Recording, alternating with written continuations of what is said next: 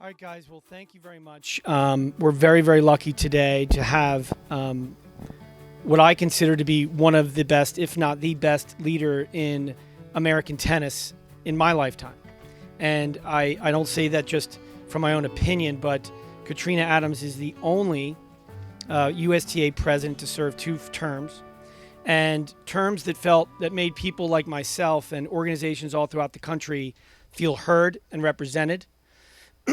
That she understood every aspect of the game, being a player that started at 6 years old in an NJTL program a lot like ours. She went on to be the first African American junior champion in the state of Illinois, got a full ride, and became an NCAA champion like our Tim Blankiron at Northwestern. She went on to the tour and got to the semis of Wimbledon, the quarters of all the other majors, Australian, US Open, 67 in the world in singles, and 8 in the world in doubles. But I'd say her biggest accomplishment is what she's done to invest in human life. She has run one of the most prestigious, if not the oldest, is it the oldest? The Harlem Junior Tennis Program. How many years? 30? It's 49. I've been there 16. It's 49. 49 years old, twice, 2.5 or almost 2.5 the length of ours. And she's been running that program. Somebody who could pretty much do anything has decided to come back to the community of tennis and to the people that need it the most and to give them the opportunity that she had. And not only did tennis take her all over the world as a professional athlete, but she went on to become the first African-American president of the United States Tennis Association in history. And I can say without question, one of, if not the best. And today we have the opportunity to ask her questions, to hear her story. I want to lean on many of you to have you ask questions about her life, not only as an athlete, but as a professional, as an executive, and now as a author, soon to be New York Times bestseller. So I will start. Let me just throw it out to the children or any of our alumni. Does anybody have a question you'd like to start with?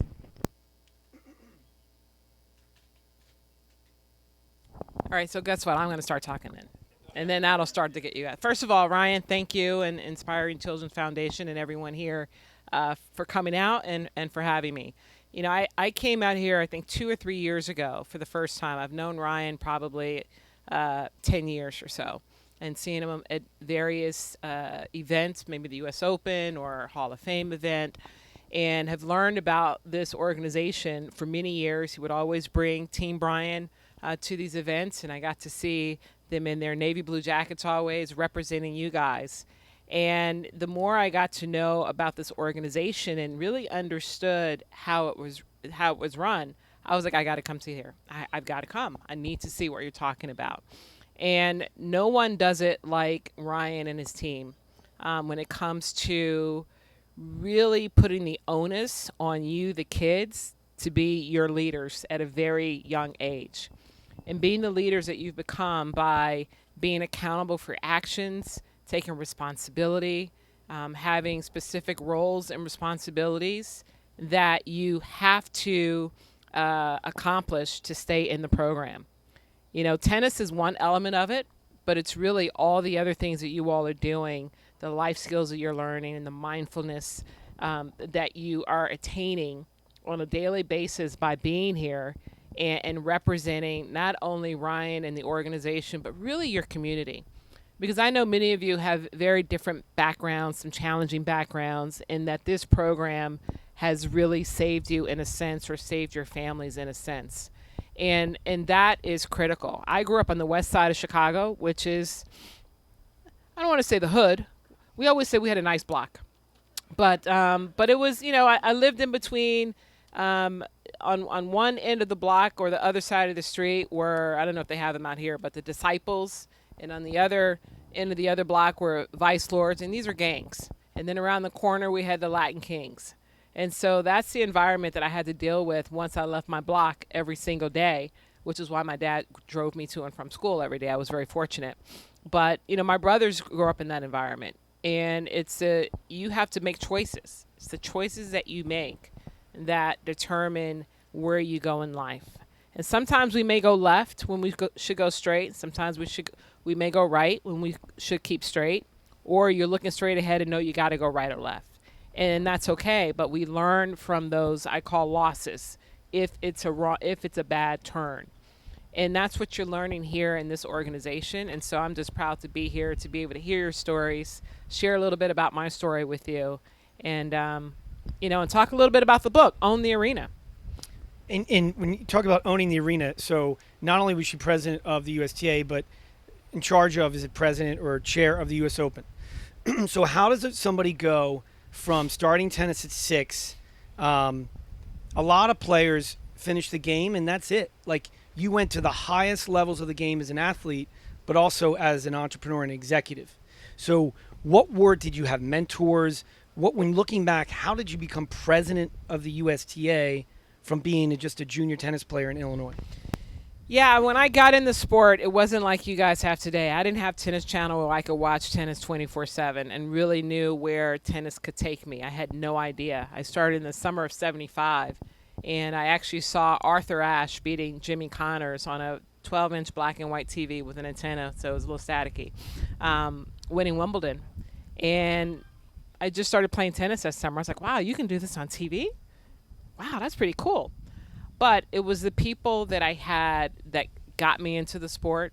I stumbled on the sport. My brothers were in a program that were for ages 9 to 18. I was 6. So I was literally a tag-along sister coming to a park like this. And I was on the outside of the fence because I was too young to be in the program. And I kind of begged my way into it for 2 weeks until they finally gave in and my parents gave in and let me play. And I loved the sport from the first moment that I hit the ball. And so coming up through junior tennis, coming up in that environment, because I played because I loved it, not because I was forced to play it, it really energized me as I got older and got better. And I was fortunate. I was winning tournaments at the age of 8, 9, 10, etc. And I just kept going. I liked to win the big trophy. I didn't like to win the little trophy. So every time I went to a weekend event and they had them displayed, my goal was to get the bigger trophy. But as I went through, juniors and high school tennis and college tennis, once I turned pro, I actually got involved on a board. It was the WTA Players Association's board, and it was made up of all players on the tour. Chris Evert was the president at the time, and I'm like, I'm in the room with Chris Evert. This is awesome, and Pam Shriver and all these other amazing people. But I wanted to learn more about the sport that had been so good to me and how I could get engaged. And from that board, I started joining committees, etc. So I started to learn what being a leader on the business side of the sport meant.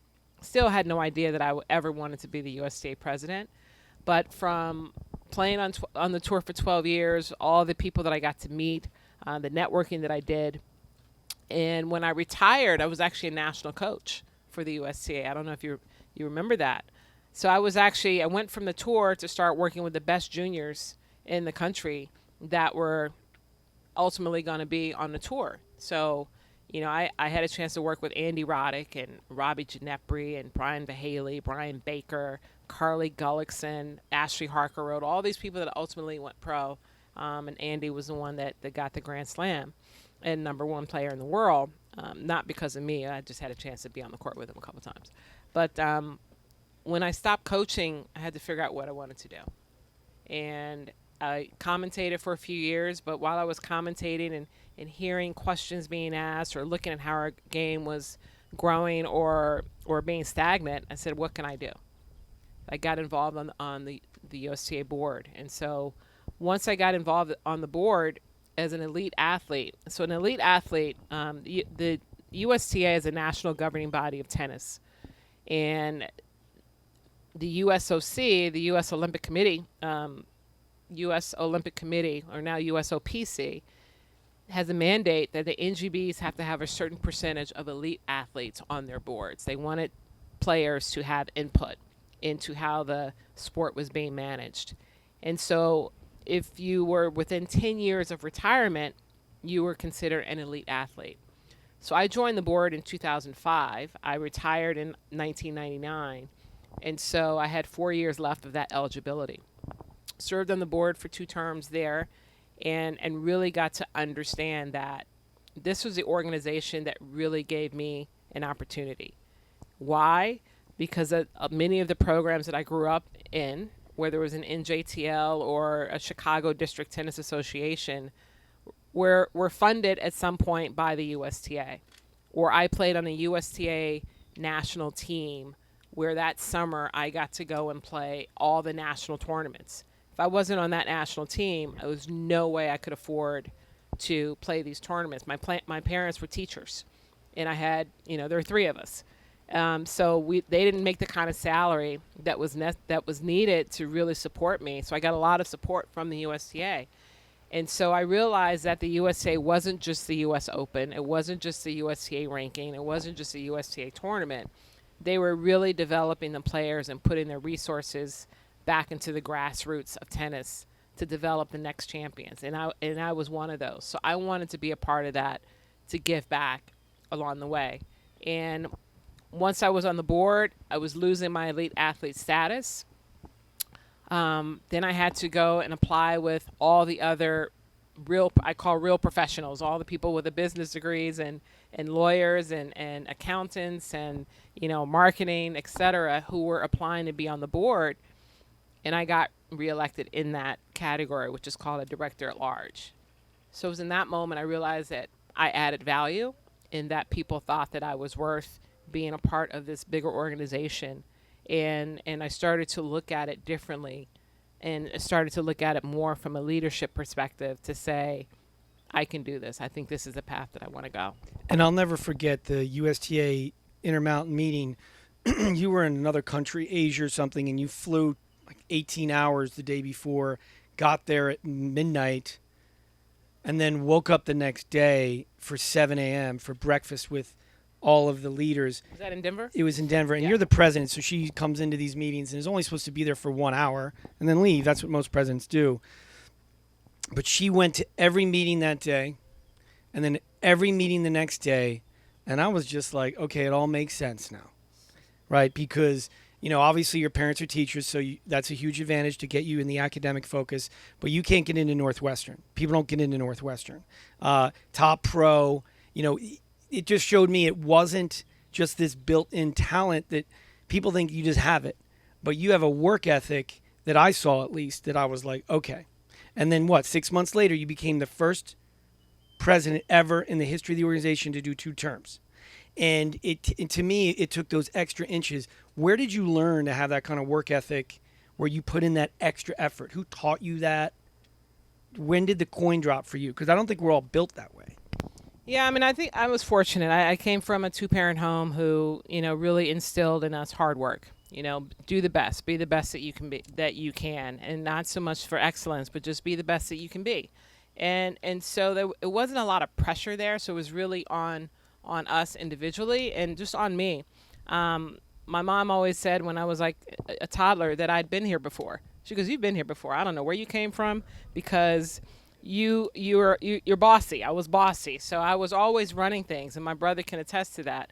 But I was a leader from a very young age. I think I was walking at like 6 or 8 months, and which was a nightmare for a mother. You think you got a few more months to chill, and now you're chasing this baby around, and so I was just always on the go, always going somewhere. And through the sport, the discipline that I learned through the sport really kind of elevated that leadership in me, because I wanted to, when I walked into a room, I wanted to be that person. I think part of it is that I'm a Leo. How many Leos are in here? See, so you've got those leadership skills naturally.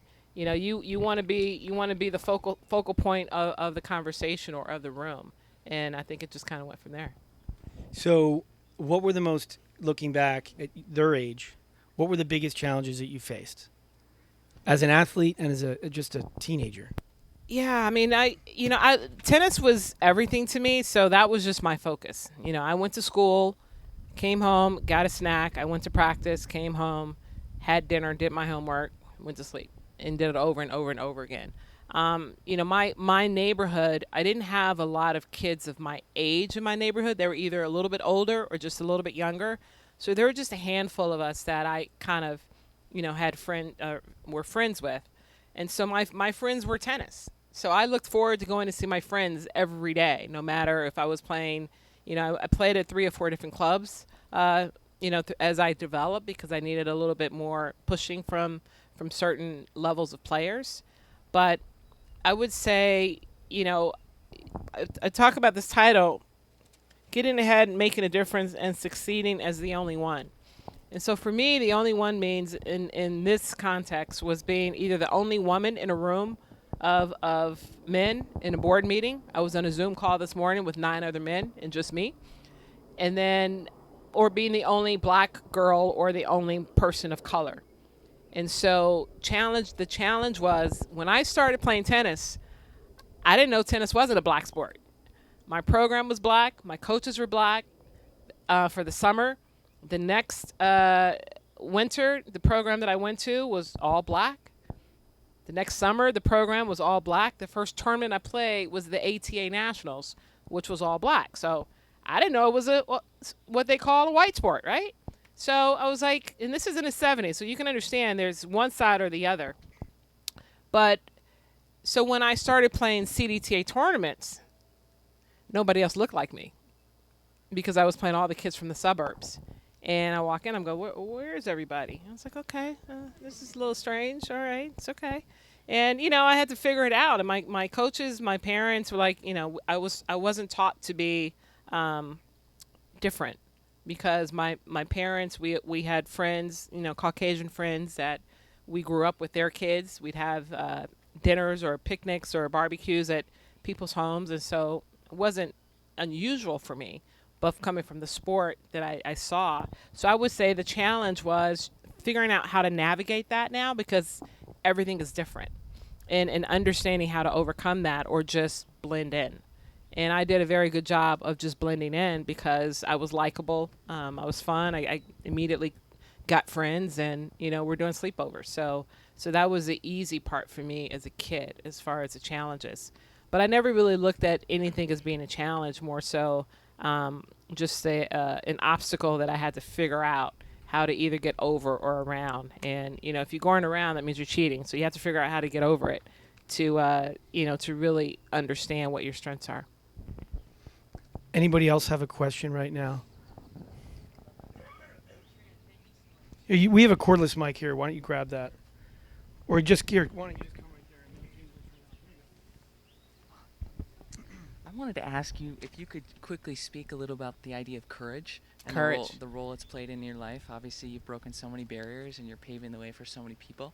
I'd love to hear you talk a bit about that. Absolutely. So in my book, I call 12 winning match points, and one of them is own your courage.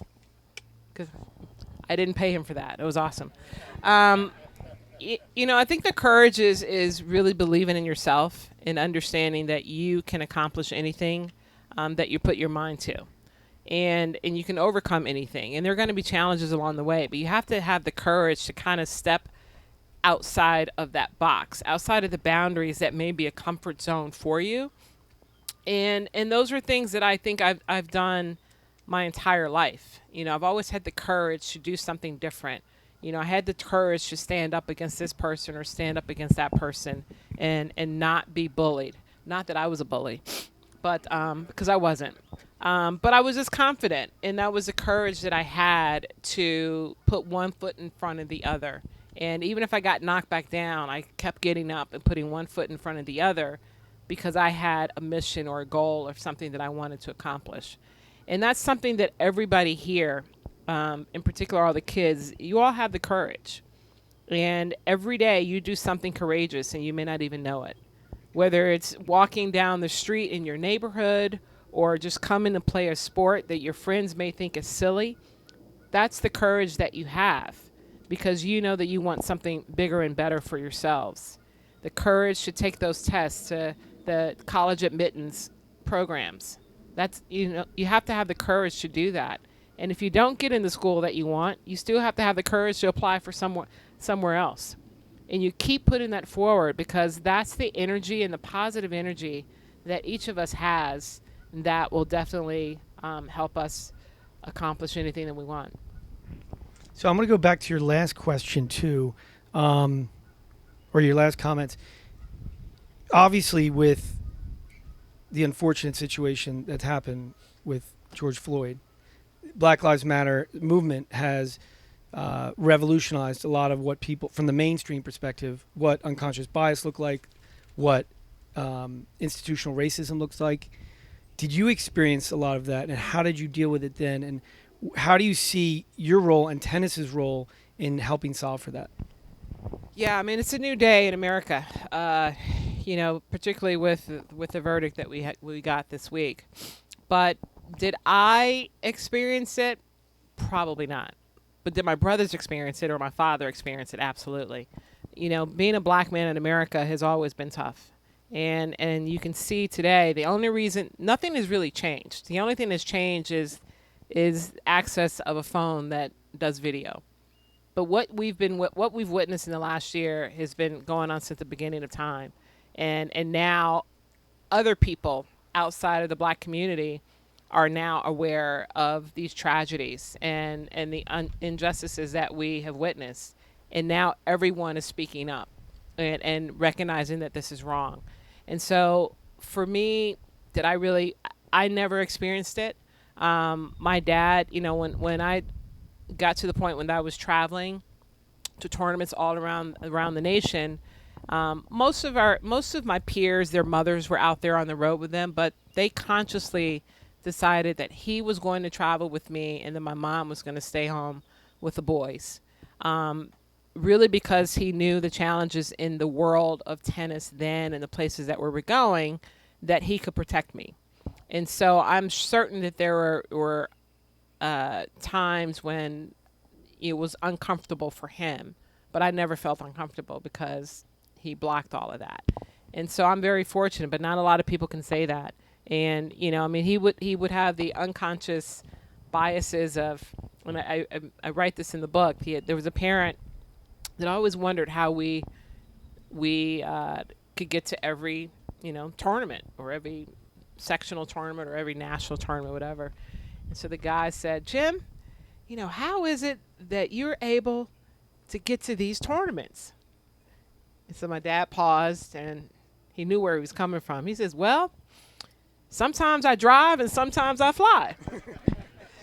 Because what he was asking is, how can you afford to be everywhere that I am, and I know the kind of money that I'm putting out for my kid, and you are here and your kid is beating my kid every day, every week.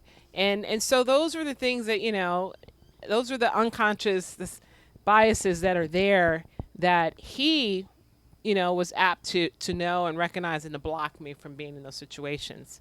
And the only other time I can say where I was uncomfortable, I was playing in a national tournament in 1983-ish, 2 or 3 in Birmingham, Alabama, which was, we're not that far out from civil rights movement.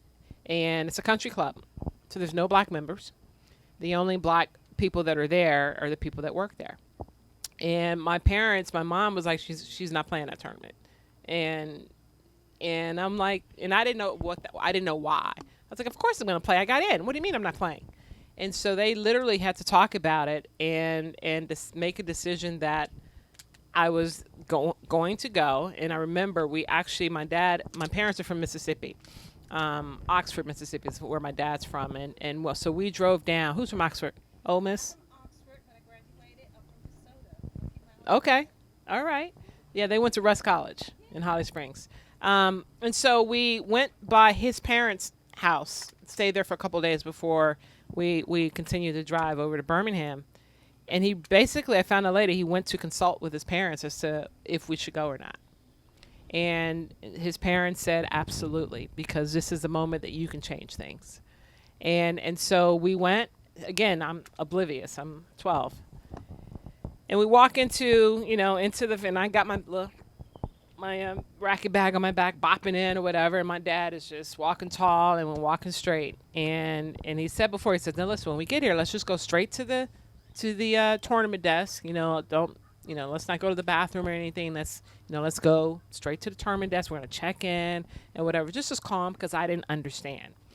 And everybody, when walking in, all the black people who were the workers there, they would stop doing what they were doing and they would just kind of follow us the whole way. And I'm like, I'm just walking, and my dad would kind of nod at him and nod, and then you could see all the workers just kind of stand up really proud, because that was something that they had never seen, was black people walking through the front gates of this country club.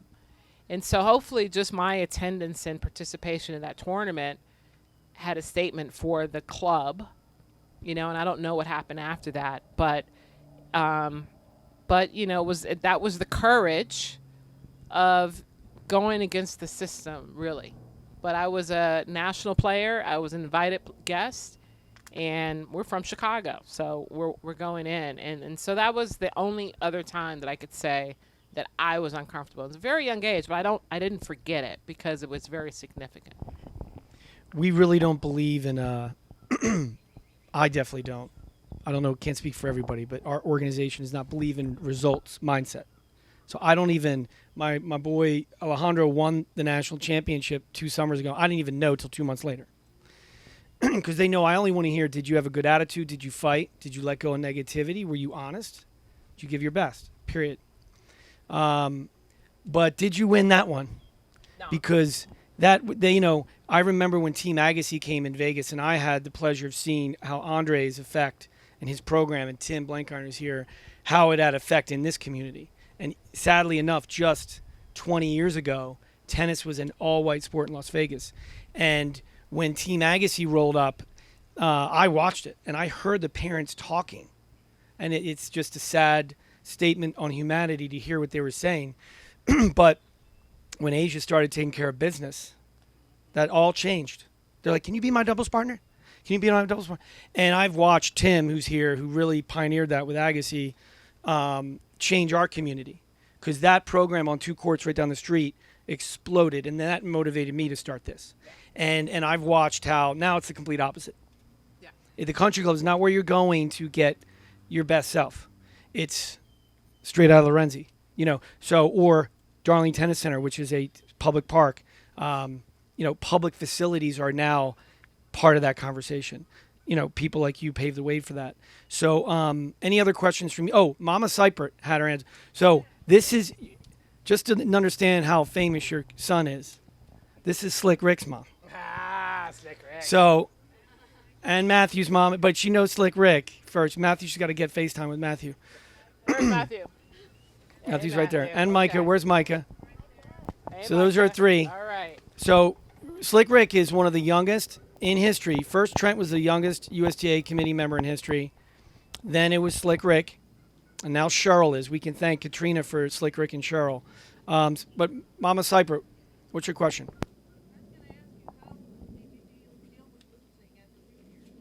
Not very well. I didn't like to lose. I needed to be in this program when I was that age to learn how to manage my emotions. I had a very, very bad attitude. I did not like to lose a point. Not a game, not a set, not a match. I didn't like to lose a point. So you can imagine what I was like when I lost a match. But yeah, the one thing that I talk about in the book, again, is owning your losses. Because we learn from our losses. We very seldom learn from our wins. Because when you're winning, you walk off the court, you're on cloud 9, and you talk about all the things or whatever, and you never think about anything else in that match. You're going on to play your next match or your next tournament if you want it. And all you're doing is gloating about what you did. But you never really think about how you did it. All you're thinking about is that you won. But when you lose, you're forced to have to reflect. You're forced to have to analyze, what didn't I do well? What can I do better next time? You're forced to have to go back to the practice court and work even harder or work on specific things. Because when you win, you don't even think about going out to practice again. But as soon as you lose, you're going back to the court. Because I got to get better. I got to figure this out. I got to do that. So that's how you learn how to deal with losses, or I did. But it wasn't pretty. It wasn't pretty. And it's a situation that from that experience or those experiences, I think also made me not only a better player, but a better person. Because I would stomp around the court, I would cry, I would do all the kinds of things until my mom said, if you embarrass us one more time. Remember, I was in the 80s, so you know. Yeah. That'll so, be. So that was good. Yeah. That, I know that. Questions. So I'm just curious, what's your thought on how to get more minorities into the game? Because if LeBron James was playing tennis at 28, chances are he'd probably be number one very close to this one. And my second question is more, as you've grown to the top of the tennis world, how important were the relationships, and more importantly, what did you do to cultivate or nurture the relationships along the way or add value to people that met? Right. So in the first part, we do a great job of getting minorities in the game.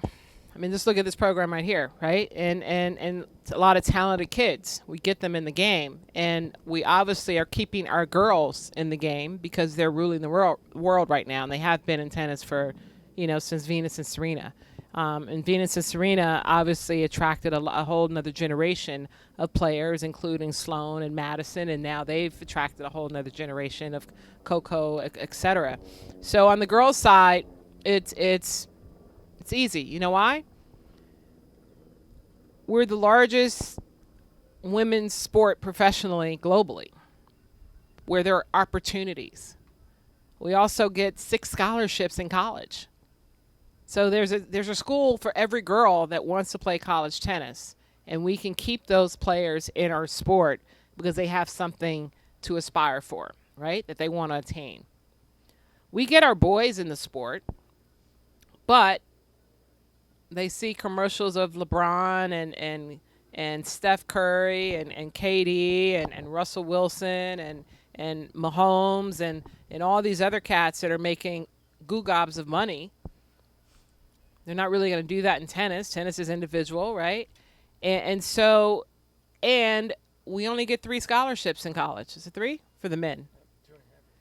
Yeah. So it's challenging. So you have the kids that are aspiring, they want to go, they're great players, and then they realize, okay, well, I'm not going to get a full ride because maybe I can get a partial scholarship or this or that. And then they start to go into the other sport, maybe because they're being bullied by their friends, to come into the other sport. And they end up, you get into a certain age, not you guys, because you guys are going to stay in tennis, but they start to do other things.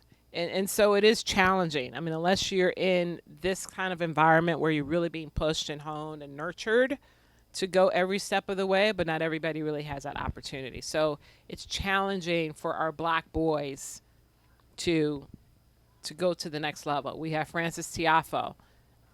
We have Michael Moe, who's 20. I think he's 21 now. And you have Chris Eubanks, who played at Georgia Tech, and he's basically playing doubles. He's playing singles on the Challenger. So if I can name them, right? I almost can't name the girls anymore. Last year we had 13 black women out of 20 Americans in the main draw of the U.S. Open. 13. Some of them are wild cards, but they earned it. They deserved it. And our college level is full of minority players, which is great. And so that's something that we have to continue to work on because we want that athlete. We want that LeBron James picking up a racket at 7, 8, 9. I mean, and being a beast, like that he is. And then the second question was the networking was? Yeah, I'm just curious. Obviously, you started in Chicago and then rise to the top. And that's a good question because I can tell you, if you know anything about the USTA, it's a small government. It's a highly political, very complicated organization of many different power sources and relationships. And if you don't have all of them in your side, you're not going to become president. It's probably one of the hardest things you could do as a human being is become president of USTA. Yeah, it's about building relationships, though. I mean, that was something that I was always good at as a very young age, and thanking people that did something special for me and reaching out, and you start to build those relationships. I was better at picking up the phone to call somebody and then writing a note, which is the exact opposite. Although my mother would always say, you need to write a note, need to write a note. I'd write it, but it'd be like a week later. So it was never on time. I'm on time now. But my brother, on the other hand, as soon as he left somewhere, he's writing a note. So it was, those are the things that we were taught at a very young age to acknowledge and to thank those that have put out a hand for you to pull you forward. And so building those relationships over the years in any industry or any arena that I went in was something that I was very good at. I was always, I could communicate well and engage in a conversation. And so as I got into the bureaucracy of the organization, I had people that were pushing for me or supporting me. And the one thing we talk about as women, there are not that many of us in these spaces, and we talk about needing to have a sponsor or a mentor. But at the end of the day, unfortunately, we really need the men to sponsor us, to bring us in so that we can be embraced, and then everybody else supports you. And so I had those male sponsors within the tennis that thought that I was great, that thought I added value, that thought that I was smart, that thought that I was whatever, that started paving the road for me to get my foot in the door here, get my foot in the door there. And once I got my foot in the door, then it was up to me, to pry the door open. And that's pretty much how I did it within that industry.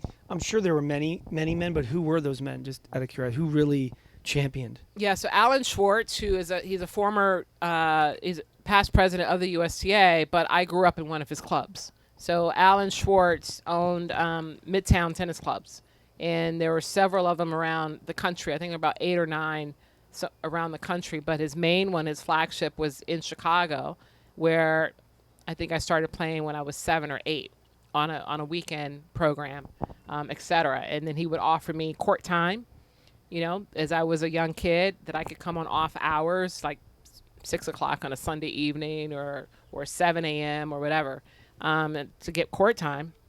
And he was a past president. So he was the one that actually kind of brought me in to be on a committee, a national committee. And I knew nothing about the committees, but I learned it.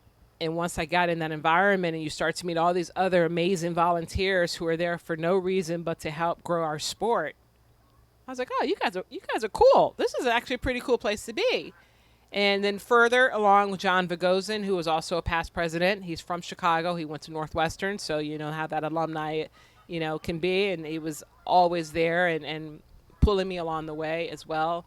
And then Dave Haggerty, who was my predecessor, was really the one that kind of said, she's our next leader. She's going to be our next leader.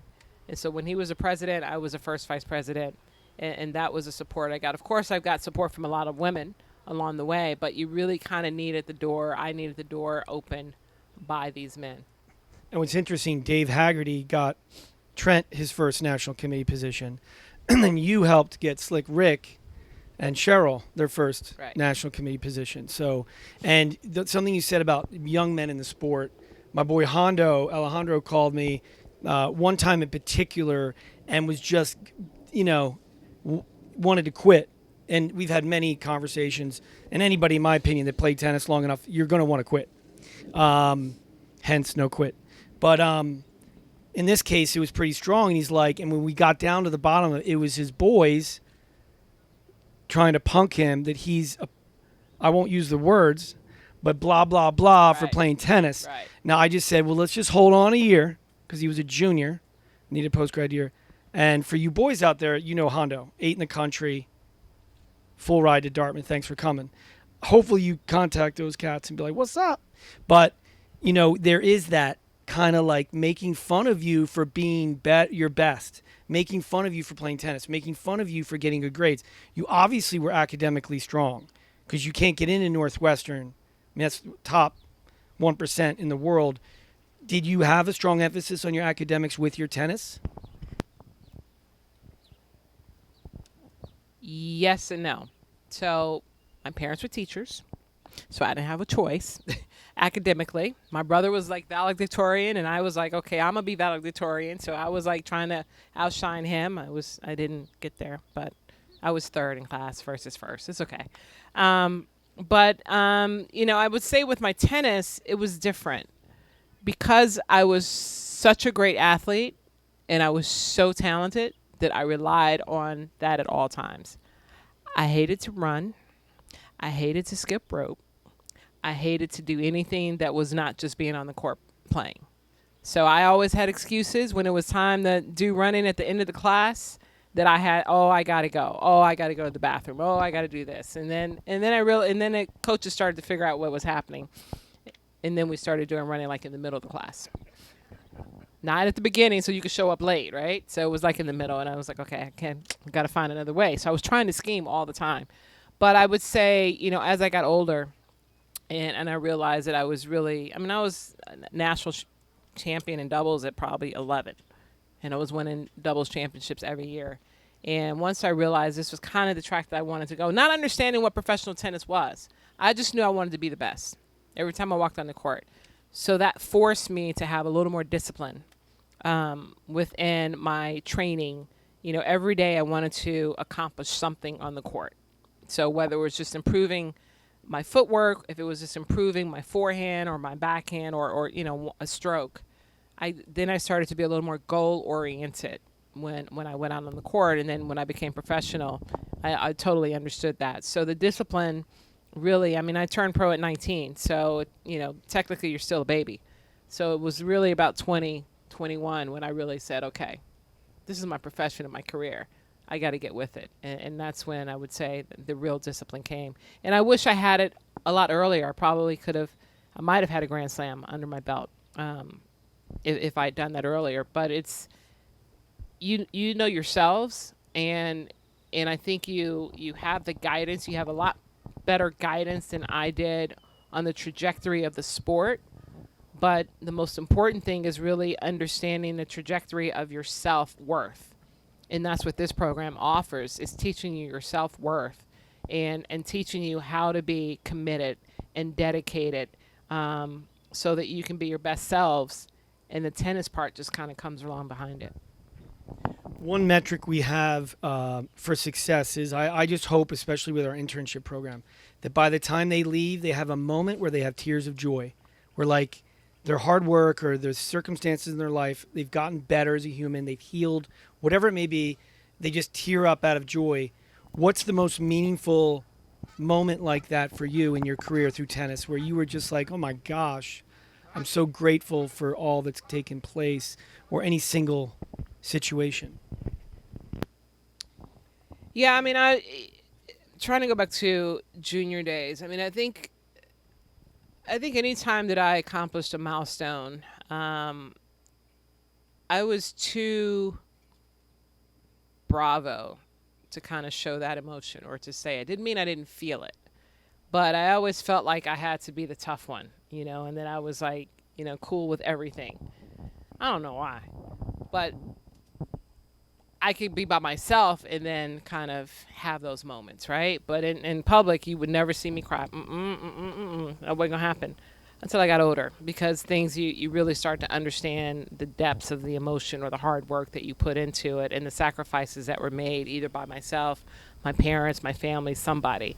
And so I would say the biggest accomplishment was one that I never looked to accomplish, and that was being the president of the USTA. Or really, it was being announced the first vice president, because the next step, that was basically president in training. And I realized that 2 years later, I was like, oh my gosh, this is really happening. And then I started to recognize the significance of it, or the importance of it, because of all the firsts, because I was the first African American, because I would be the youngest, because I would be the first former player to actually lead it. I knew that I started putting pressure on myself, actually, a welcome pressure. But those are the moments of where I said, wow, I'm really grateful and really thankful for everyone who has stood behind me and that will walk this path with me, because it wasn't a path that I had dreamt of or ever thought that I would be on. But I knew going down that path, it was going to be a battle, and I knew I had to have my allies with me. And then if you were to say one, I know it's hard probably to pick one person, but one person that had the biggest impact in your life, and why? It's always my parents, because my parents are from Mississippi. They were born in the 30s, went to college in the 50s in the South, and then moved to Chicago for a better life for themselves and then ultimately our family. So knowing that on their salaries as teachers, the sacrifices that they made for me to be in a sport that was not kind financially, I'm very grateful for that. And I'll always say that. When the other people, have I had other mentors in my life? Yeah, I've had great mentors in my life. Billie Jean King is a huge mentor of mine. I think I met Billie when I was probably 16 or 17, and have had the pleasure of becoming great friends and being able to pick up the phone or text at any time to ask questions or be in her presence just to listen, because she is just full of knowledge and inspiration and motivation for all the things that she overcame and really allowed for us as girls and women to accomplish in our lifetime, particularly in sports. But she's not just about sports; she's about equality in life.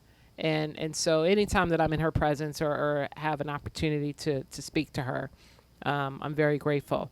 I didn't know I knew Arthur Ashe. I didn't know him enough. I was just starting to forge a relationship. He passed in '93, and I turned pro in '88. But that was some key conversations. I didn't realize how huge those conversations were then until once he was gone. But these are all tennis figures, but they were very important to me because they weren't just about tennis.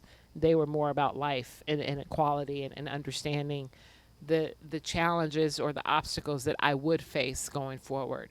And so that's why I cherish them a lot. Yeah, I remember meeting Billie Jean for the first time, and we had our children in Philadelphia for our East Coast trip, and she zeroed in on our children, and we call it soul surfing. I mean, she asked every question about their life, and I think she understands what we've been about for a long time, which is a whole human approach. Like, do we have our mental health on? Do we have our emotional health on? Do we have our academic and our personal relationships on? Are we healing that? Like, she's a therapist. She was literally in therapy with our kids within 10 minutes. And you do that. You've always taken the time to spend time with our kids when we're at tournaments.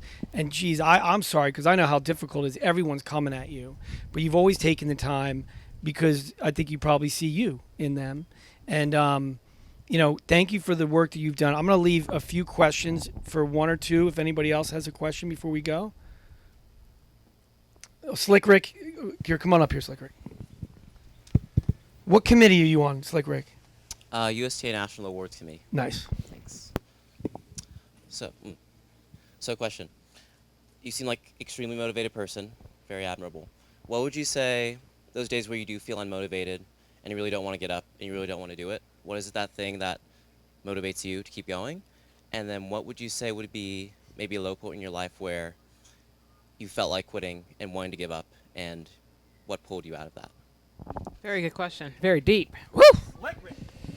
Okay. So it's the no quit attitude. You like that? See, got it. No quit. It's. I loved playing tennis, and so that's what I lived for every day, as a kid, as a young player, as a collegiate athlete, etc. So I don't think there was a time as a developing junior that I wanted to quit, because I was at the top. So it was very different, and I think that motivated me to stay there because I knew everybody was coming after me. It was very interesting. I think I was 10 or 11. I forget how old I was, but I used to show up to the tournaments, and I always had to play the number 1 seed or number 2 seed or whatever, first or second round. And I used to complain to my coach. It's like, why is it I always have to play the number 1 or number 2 seed or whatever? He says, there's only one remedy around that. I was like, what? He's like, you become number 1.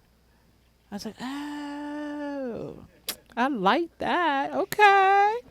So a couple years later, I did that. I was like, okay, everybody's going to have to play me now. And so that was kind of my attitude. I was just born that way, I think. I don't think you can really teach that. You can teach people how to be disciplined. You can teach them, motivational skills or keywords or inspire them. But there's always that deep innate feeling of being that champion, if you will. And that was just something you say that, Maurice, you would agree? I just always had that attitude. If I was playing jacks, I wanted to be the best at jacks. If I was playing the bolo ball, I wanted to be the best at bolo ball. Whatever I was doing, I wanted to be the best. So quitting was not an option because if I quit, I couldn't get better. So as far as a low point, you know, there's always a moment in your career as a professional that you have to grapple with. Is it still worth it? What am I doing? Where your win-loss ratio starts to go the other way. You know, it used to be a win here, loss here, win here, loss here, win here, loss here, and now your losses are starting to rack up. And I don't remember which year it was, but it was maybe 4 or 5 years in after my first 2 or 3 years were pretty solid, and then I kind of hit a wall, and I think I had 11 first-round losses in a row. 11 losses That's a big number. in a row. That means that's 11 weeks in a row around the world. Not in the city and not in the state, but from a different country. And this is in singles. But yet I was winning in doubles. So the doubles kept me motivated week in and week out because I was at least winning something. I was paying my bills and what have you. But you start to say, okay, what's going on here? And you have to reevaluate and say, okay, what am I not doing? Remember, these are the losses. You learn from your losses. And I was a player that everybody was my friend. Hey, what's up? My nickname on the tour was Hollywood. Because I walked around like I had sunglasses on all the time, and I walked around like nothing bothered me. But it did. But that was my persona. And because I was hiding behind the persona, I was hiding behind the very things that I needed to focus on, which was my inner belief and my inner discipline. Because I wasn't being disciplined enough. And I wasn't working hard enough. Because I was having the wins over here, I kind of, pushed the losses away. And you have to stop and analyze and reanalyze and go inward and say, okay, I'm only 5 years into this. I got a good 5-10 more years, hopefully. And I made a change. And I got more fit, I got healthier, I worked harder, and things started to flip around. And again, towards the end of the career, I knew when, but losing still hurt. So I knew I was still in it because they hurt. My final year on tour, losing didn't hurt so much anymore. I'd lose, and I'm like, okay, so where are we going to dinner? Okay, so I'll meet you back. Like, I'll be at the hotel and da-da-da-da, right? And that was like week in and week out. Losing was like just a part of it at that point. And then I realized I didn't have the passion anymore. And I didn't have the desire. And I was 30, 31 at that time. And I knew that this was going to be my last year. And so I approached it very differently. I didn't approach it to say I'm going to work as hard as I can in my final year. I approached it to say I'm going to enjoy every city and every country that I'm in because I never got to do it as a player. Because when you're playing and you're competing, you're all over the world, but you don't get to see those cities. You never see them unless you lose early, right?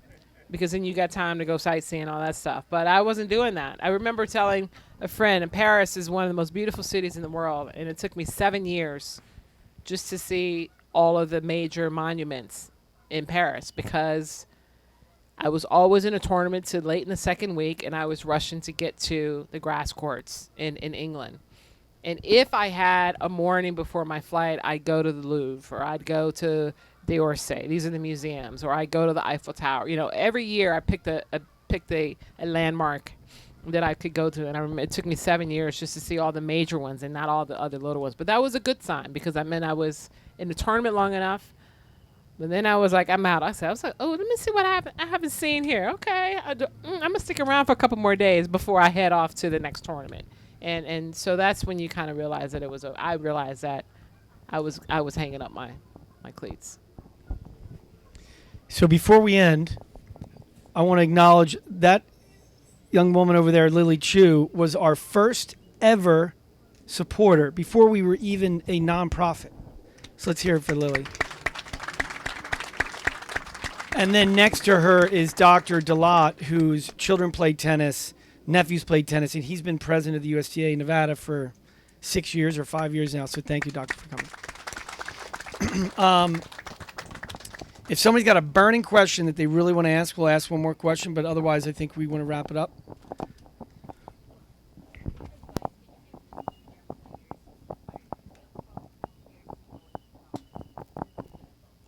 Yeah, absolutely. So, first of all, I'm going to say again, congratulations to all of you for being here. You know, when I say congratulations, not everybody can get into an organization like this around the country. There's no other organization like Inspiring Children's Foundation. I run a youth program. I run an NJTL, and we don't do half the things that you guys are doing. We do a lot of other stuff, but we don't do half the things that this organization is doing to make sure that you have all the winning tools, all the tools necessary to win in life. So keep up the hard work on that. For my competitive players, which is probably everybody here, be the best that you can be. Whatever level that is. You have your dreams, you have your aspirations. But as long as you're working hard every day, wherever you end up is where it's meant to be. But I would always and highly recommend that college is your first step, because the pros are going to be there. But you got to develop as an individual before you can go out into that pro world. Now, I only went to college for 2 years, but let me tell you something. It was the best 2 years of my life because I learned a lot about myself. I allowed myself to mature more. Because remember, I graduated from high school at 16. So I was really a baby. I was not ready to go out and to be on the pro tour. And I never wanted to at that age. I always said I wanted to go to college for 2 years because I felt that I could continue to develop as a player, but also as an individual, and earn and learn my independence. Because when you go to college, you are truly independent, and you have to figure out how to manage your life. You don't have mommy or daddy or whoever it is that every day is going to tell you to do your homework or tell you to study or tell you to do this or tell you to go to class. It's all on you. And those are all the things that you have to be able to go out into the real world as a professional tennis player.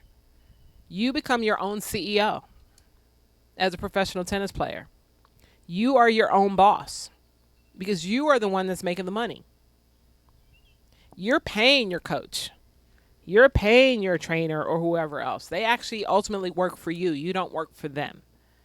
But if you don't have the skill set needed to be that boss, then you're doing yourself a disservice.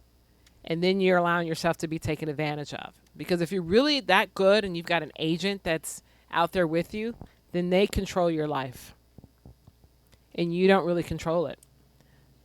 But when you have the ability to go to college and either get the college scholarship, get the scholarship, but to get a degree or at least a couple years on your belt, then you'll understand the importance of those conversations that you're having with agents and everybody else that's coming after you. Because if you're a really good player, I mean, you're like a steak to a German Shepherd, right? I mean, they're coming after you left and right.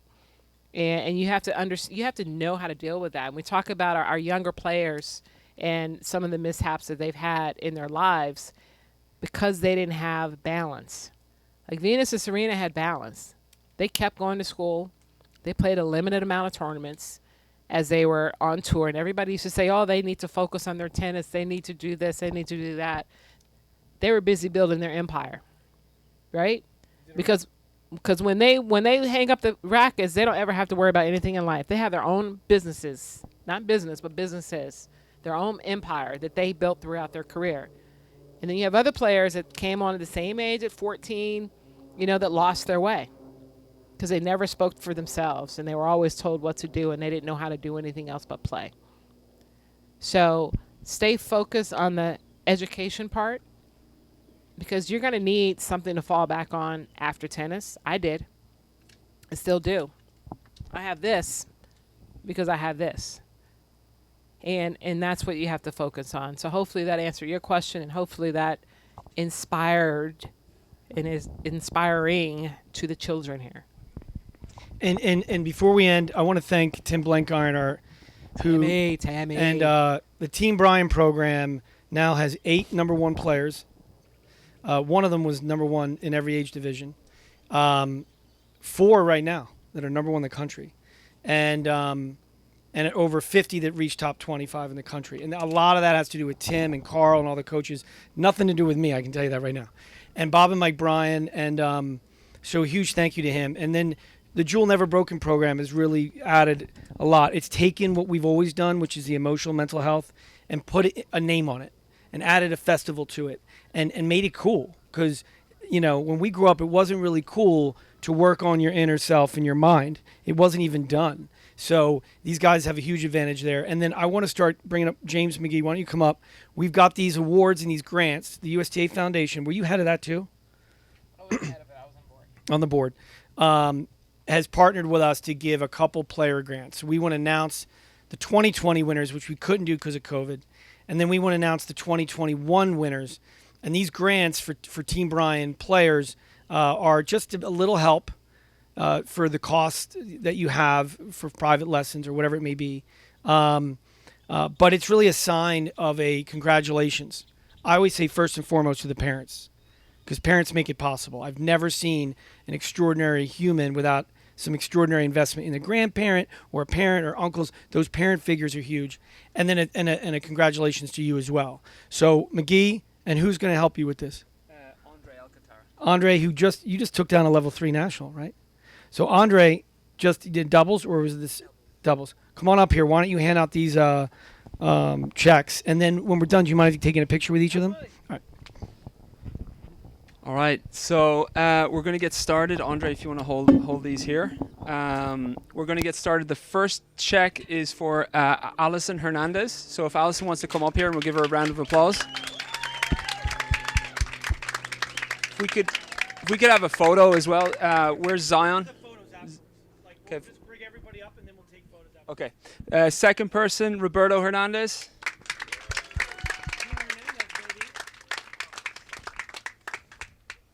Next person, Paisha Douglas.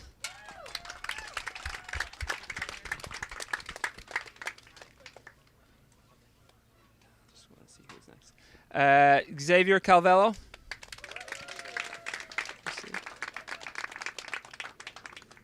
Next person is Micah Seipert.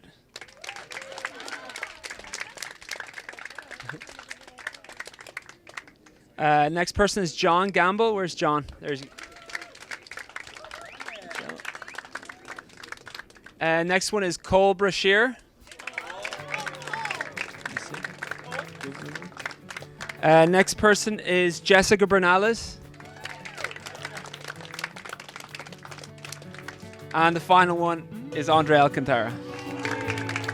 Well done, Andre.